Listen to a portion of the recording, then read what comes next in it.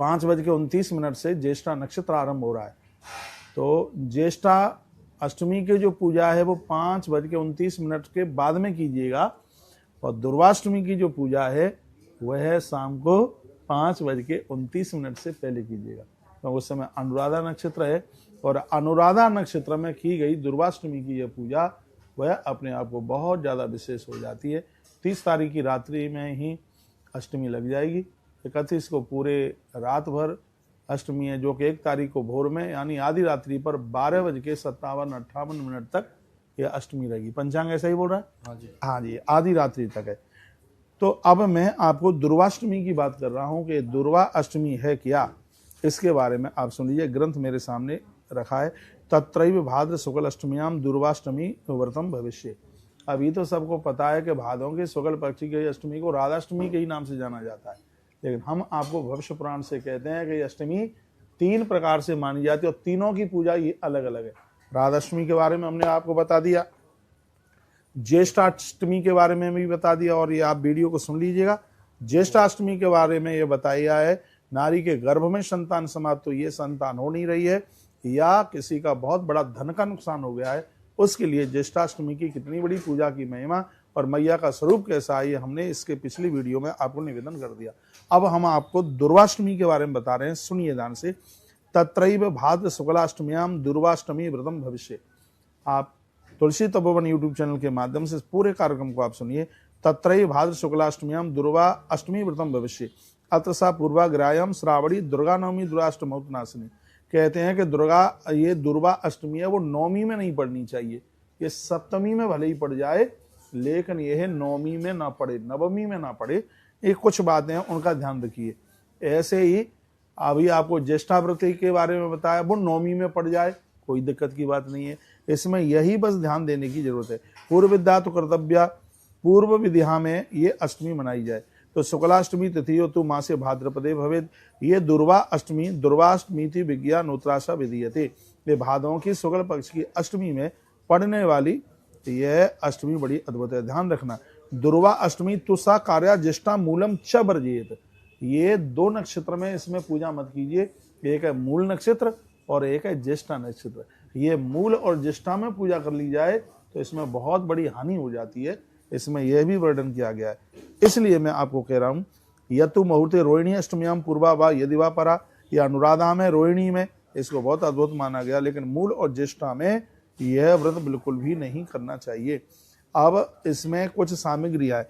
खजूर नारी केलश्या मातलिंगस फलस्तथा।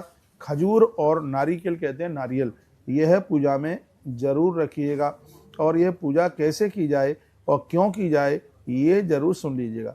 कहा गया कि विद्याम प्राप्नोति विद्यार्थी पुत्रार्थी पुत्र मामन्यात्। जिनके बच्चे पढ़ने में कमजोर हैं, बच्चे पढ़ाई कर रहे हैं, तो उनके माता पिता अपने बच्चों की विद्या प्राप्ति के लिए यह दुर्वाष्टमी का व्रत जरूर करें। और इसमें कौन से देवता की पूजा होती है वो भी अभी आप सुनेंगे। पुत्रार्थी पुत्र मामन्यात्, जिनको पुत्र नहीं है, संतान के लिए आप कर सकते हैं। धर्मा मामनोति धर्मार्थी, महात्मा लोग यह व्रत पूजन करते हैं धर्म प्राप्ति के लिए। कन्यार्थी लवते चताम, ये एक अद्भुत अकेला अनुष्ठान है जहां जिनको कन्या की प्राप्ति की आवश्यकता हो, जो कन्या चाहते हैं। सब लोग कन्या चाहते नहीं है, जिन्हें कन्या चाहिए वो दुर्वाष्टमी का व्रत करें और पूजन करें। मनसा यदक्षेत तत्नाम्नोति च मानव, मन से भी किसी भी प्रकार का अपराध हुआ है तो उसका विनाश कर देती है। यह है सप्त जन्मा पापगुण मुच्यते नाथ संशय, 7 जन्मों के पापों को समाप्त करने वाली ये दुर्वा अष्टमी है, जिसकी मैं आपको चर्चा कर रहा हूँ। कृतोपवासे सप्तमी अष्टम्याम पूजिए शिवम। कहा जाता है कि इसमें आप सप्तमी का व्रत करके और अष्टमी को पूजन करके फिर अष्टमी को आप प्रसाद ले सकते हैं। तो इसमें आपको 30 तारीख को व्रत करना पड़ेगा। 30 तारीख को सप्तमी है, 30 तारीख को आपको व्रत करना पड़ेगा, और अष्टमी को शाम को 5:29 से पहले दिन में ही पूजन करके फिर आप प्रसाद ले लेंगे।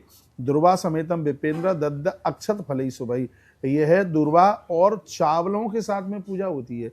अब वो मैं आपको बता रहा हूँ। दुर्वा मंत्र इसमें तम दुर्वे मृत जन्मासी बंदितामसी सुरेश्वरी सौभाग्यम संतति देई सर्व कार्य करू। कहा गया कि जैसे जमीन में दुर्वा फैल जाती है, दुर्वाष्टमी का व्रत करते हुए परिवार भी ऐसे ही फैल जाता है, परिवार की वृद्धि होती है। और इसमें कहा गया यथा शाखा प्रशाखा वितस्तात मई तले, जैसे धरती पर उसकी शाखाएं प्रशाखाएं फैल जाती हैं, तथा विस्तृता संतान देही तुम जरा परे। उसी प्रकार से परिवार में बच्चों की संख्या परिवार की संख्या का ऐसे ही विस्तार होता है। ये देखो कितनी अच्छी बात कही गई है। अब मैं इसमें आपको कुछ इसमें पूजा की जो अद्भुत बातें हैं वह मैं आपको निवेदन कर देता हूँ। पहले मैं इसमें आपको कह दूं कि इसमें खजूर, नारिकेल, नारियल, द्राक्षा कहते हैं अंगूर को, अंगूर और बरगद की वो छोटे छोटे फल आते हैं उनको भी आप रख लीजिए। बिजोरा नींबू कहते हैं जिसमें वो नहीं हो, बिजोरा नींबू में बीज नहीं हो, इतना थोड़ा बड़ा सा आता है वो रखिए। इसमें दही और अक्षत, ये पूजा में दही अक्षत दोनों संग संग मिलाए जाते हैं। कुछ माला रख लीजिए, धूप रख लीजिए, दिया जरूर रखिए। और नैवेद्य में इसमें नैवेद्य में आप दही का ही विशेष रूप से इसमें भोग लगता है और दीपक इसमें रख लीजिएगा। अब भगवान सुनाते हैं, राजन सावधान होकर के सुने कि पिष्ट और अनेक तरह के फल इसमें ब्राह्मणों को दिए जाते हैं। इसमें ब्राह्मणों को बुलाया जाता है और उनको फल दिए जाते हैं। हे पांडुनंदन, तिल, गोधूम, गोधूम कहते हैं गेहूं की बनी हुई चीजें और उससे बनाई गई सब चीजें और उसका भोग लगाया जाता है और श्रद्धा के साथ में ब्राह्मणों को भोजन कराया जाता है। ज्येष्ठा और मूल हो तो यह व्रत छोड़ देना चाहिए, नहीं करना चाहिए। तो भगवान की कृपा से ज्येष्ठा तो रात को लग रही है, इसलिए सप्तमी को व्रत करते हुए और 30 तारीख को व्रत करते हुए 31 तारीख को दिन में ही पूजन कर लें। भगवान कहते हैं, युधिष्ठिर, यदि किसी का बच्चा खो गया है या किसी का पति घर से रूठ करके चला गया है तो ऐसे लोगों को उनके घर में भाद्रपद शुक्ल अष्टमी को दुर्वा का पूजन जरूर होना चाहिए, ये वर्णन किया गया है। जिस पति और पत्नी में विद्रोह हो गया, यहाँ तक तलाक की स्थिति बन गई है, आपस में बनती नहीं है दोनों में, तो उसके लिए भी ये है दुर्वा व्रत जरूर करना चाहिए, जिसके द्वारा 7 पीढ़ी तक संतान नष्ट नहीं होती। ये इसकी बहुत बड़ी महिमा है। ये बिल्कुल संतान की सुरक्षा के लिए किसी कवच से कम नहीं है। जैसे दुर्वा बढ़ती है उसी तरह उसका कुल भी ऐसे ही बढ़ता जाता है। और आनंद की बात यह है कि वो बच्चे पूरे परिवार को आनंदित करते हैं, गलत रास्ते पर नहीं जाते, वो भटकते नहीं।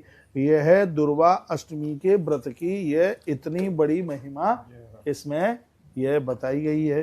तो इसमें अष्टमी देवी की जो पूजा है ये बहुत अद्भुत है। अब इसमें पूजा किस देवता की है वो सुन ले।